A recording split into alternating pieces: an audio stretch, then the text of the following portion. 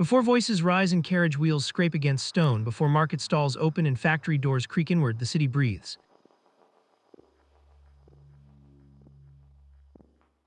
18th century Europe wakes slowly beneath pale golden light.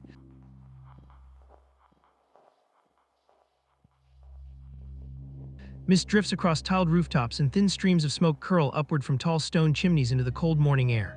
Church towers stand in the distance, silent witnesses to centuries of repetition. From above, it looks peaceful, orderly, composed, eternal. But within those narrow streets and behind those wooden shutters, before the bells begin their call, she is already awake.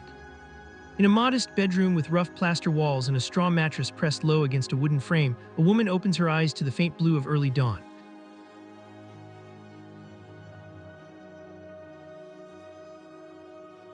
Frost gathers at the corners of a small window pane, delicate crystals forming in fragile patterns. Her breath clouds softly in the cold air.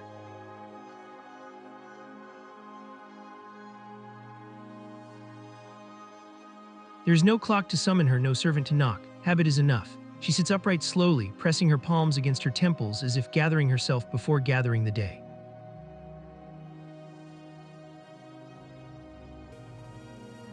Her bare feet slide from the edge of the mattress and touch the wooden floorboards. The cold is immediate, sharp, grounding, familiar. She stands. A ceramic basin waits on a narrow table. She lifts water in her hands and splashes it across her face. Droplets fall, catching pale light as they descend.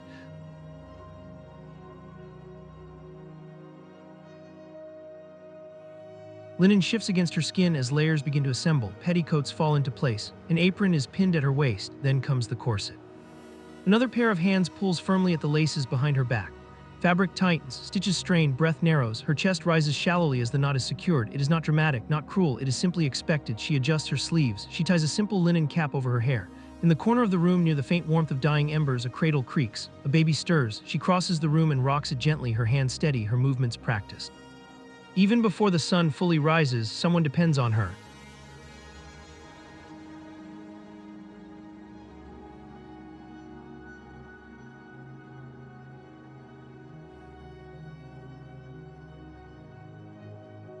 Outside, in the countryside beyond the stone walls of the city, fog drapes low across damp fields. A small cottage sits surrounded by tall, wet grass.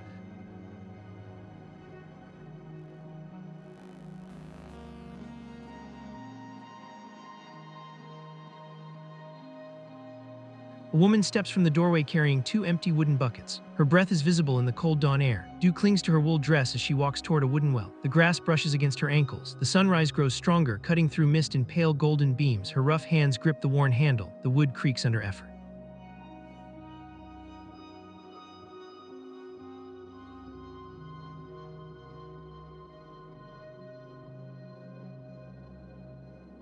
Water splashes into the bucket below, droplets catching the morning light before disappearing into shadow. She lifts the heavy buckets, shoulders tightening with strain, and turns back toward the cottage. The day has begun, and it has begun with weight.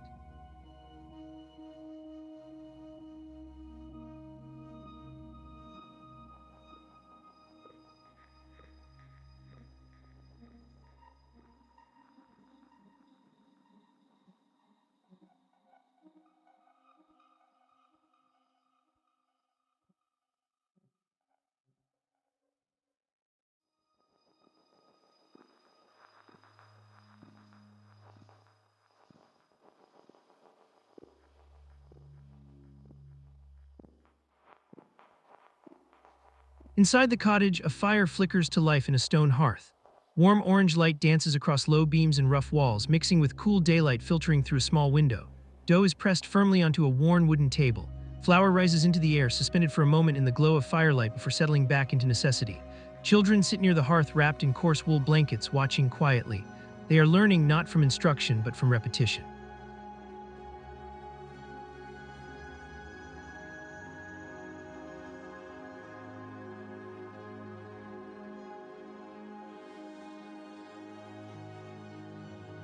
They are learning that warmth requires labor, that bread requires force, that mornings begin with work. In a large townhouse kitchen across the city, copper pots hang from ceiling beams and steam rises from boiling water. A servant girl scrubs blackened iron on a wooden counter, her sleeves rolled to reveal reddened wrists. The stone floor beneath her feet is damp. A housekeeper stands in the doorway, arms folded, expression unreadable. No raised voice, no praise either.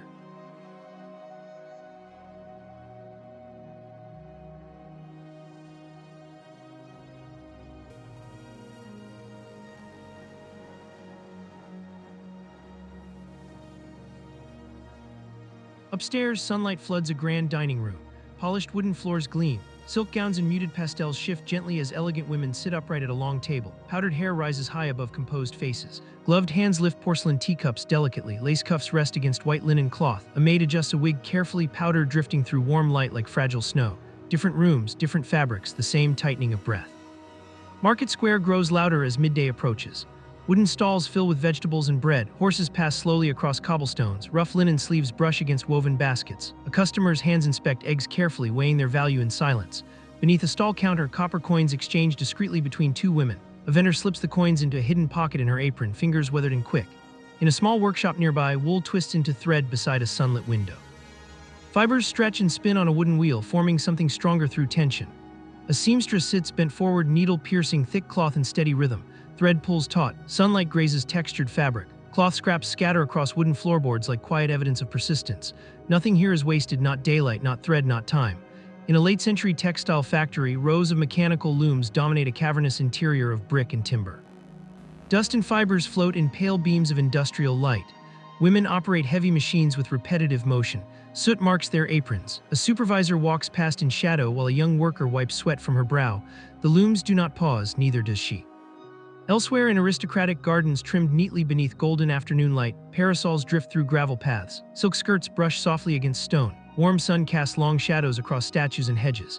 In refined parlors, embroidered cushions line wooden furniture. Women sit in stillness, stitching delicate patterns while an antique wall clock ticks beside them. Time moves equally through silk and wool alike. In a formal study, a legal document lies open on a polished desk. A man's hand signs with a quill while a woman stands blurred in the background. Ink glistens briefly before drying. Decisions become permanent with a single stroke, yet permanence feels different when you are the one being written about rather than the one writing. In a modest church illuminated by candlelight and faint stained-glass glow, a bride stands beside her father. Her gown is simple linen. Flickering flames cast warm highlights across lowered eyes. Hands are placed together. Promises are spoken softly. In another home, copper coins clink against a rough wooden table as a husband counts them carefully. His wife stands nearby holding a small ledger, her expression restrained. In open farmland beneath harsh midday sun, a pregnant woman bends slowly to harvest crops. Dry stalks surround her. Sweat gathers at her temple. She pauses only long enough to steady her breathing before continuing. In a dim bedroom lit by candlelight, a midwife prepares cloth and steaming water. A woman grips bedsheets tightly. Pain arrives in waves. Sweat rolls down her skin. A newborn's cry pierces the heavy air as a silhouette lifts the child into trembling light. New life is wrapped in linen, yet not all cradles remain full. At dusk, beneath a purple-orange sky, a small graveyard rests in silence. Simple wooden crosses mark fragile histories. A mother kneels before fresh soil. Her hand presses into earth that still feels soft. The wind moves gently through her dark dress. Grief has no audience, but morning will still come. In narrow alleys at dusk, folded pamphlets pass discreetly between careful hands. In candlelit rooms, women gather around rough wooden tables. Shadows dance across beams overhead. A finger traces a printed word on worn paper, writes. The ink is bold, the idea is dangerous. In elegant salons flooded with daylight, men gesture animatedly as they debate liberty and governance. Lace cuffs flash in movement, voices rise confidently. At the edge of the room, a woman listens quietly. She does not interrupt, she does not need to. At dawn in a port city, damp cobblestones reflect cool blue light. Fishing boats rock gently at wooden docks. A woman lifts a heavy basket of fish onto her shoulder, her posture strained but steady. Fish scales glisten under cold air. In tavern kitchens filled with smoke and firelight, an innkeeper's wife stirs a heavy pot while opening a worn leather ledger. Ink-stained fingers count copper coins again.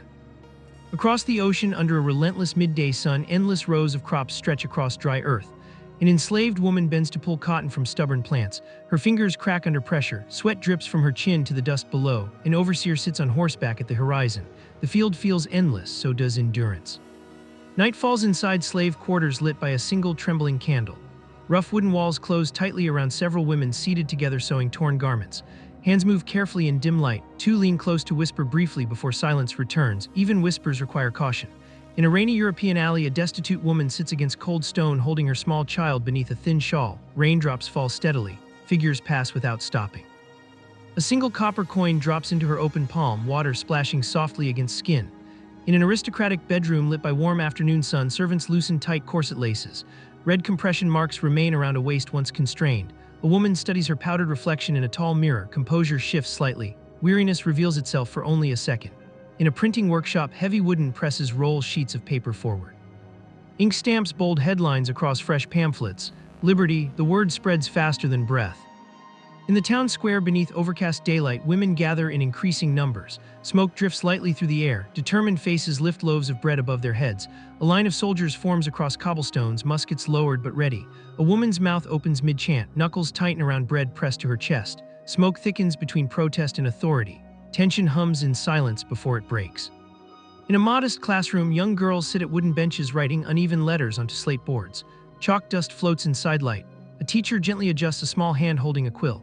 One girl glances toward the window where daylight spills in faintly, her expression thoughtful as though imagining something beyond the walls. Outside beneath a white oak tree, women spin wool together in golden afternoon light. Laughter escapes briefly between tasks, carried away by warm wind moving their skirts. Night returns to small bedrooms lit only by candle flame. A woman writes privately in a worn journal at a narrow desk. Ink forms careful lines across textured parchment. She pauses suddenly, listening toward a closed door. Shadows stretch along plaster walls. She slides the journal quickly beneath her mattress and watches the dark hallway beyond as the candlelight flickers. Market stalls dismantle under fatting orange-blue skis. Factory workers untangle thread in late industrial light. Mothers nurse infants beside hearths glowing softly at dusk. Rooftops burn amber before fatting into deepening blue. Lanterns glow in narrow streets. Servants collapse briefly into wooden chairs under oil lamps. Farm women wash dirt from their hands in wooden basins. Seamstresses rub tired eyes before continuing needlework under focused light. Factory whistles sound at early gray dawn and again at pale evening. Women enter and exit heavy wooden doors with slumped shoulders.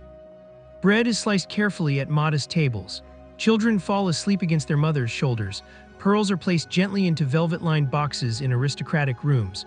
Wooden latches are checked against night wind in rural cottages. Moonlight washes stone walls in cool blue-gray tones. A woman steps outside and looks toward a sky scattered with stars. Inside a church illuminated by rows of candles, women kneel in quiet prayer. Clasped hands rest against worn pews.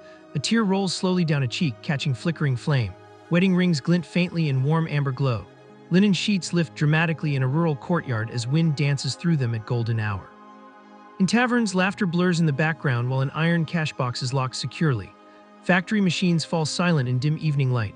Oil lamps are blown out one by one. In cottages, mothers check sleeping children. In elegant sitting rooms, a woman closes her book and gazes into a fireplace, expression thoughtful, contemplative, restrained. A hallway darkens. A distant baby's cry echoes faintly through wooden walls. And then dawn returns. A modest bedroom fills with pale blue morning light once more. A mother rises from her straw mattress and lifts her crying infant into her arms. Outside, market carts roll slowly over cobblestones as mist hovers low. Chimneys release fresh smoke into cool air. A farm woman steps into tall crops beneath rising sun. Textile mill doors open as women gather silently at the entrance. Produce is arranged neatly on wooden stalls under golden light. In a dressing chamber, corset laces tighten again. Fabric strains again, breath narrows again. In a modest home, a young girl reads a folded pamphlet secretly in soft daylight before hiding it quickly at the sound of footsteps. Printing presses run faster, stacks of pamphlets grow higher. In the square, more women stand closer together than before. Determined eyes scan the horizon. Faces emerge: farm worker, servant, aristocrat, mother, factory hand, lit by the same historical light. At sunset, rooftops glow amber. Chimney smoke drifts gently into deepening blue. Shutters close. Lanterns flicker alive along narrow streets. The city exhales once more. But something has shifted. The day ends as it began, with smoke rising, with doors closing, with children sleeping and women preparing for another dawn. Yet beneath linen caps and silk gowns, beneath aprons and corsets, beneath soot and powder, beneath grief and endurance, beneath whisper and protest, there is a quiet accumulation of change. Morning will come again, and she will already be awake.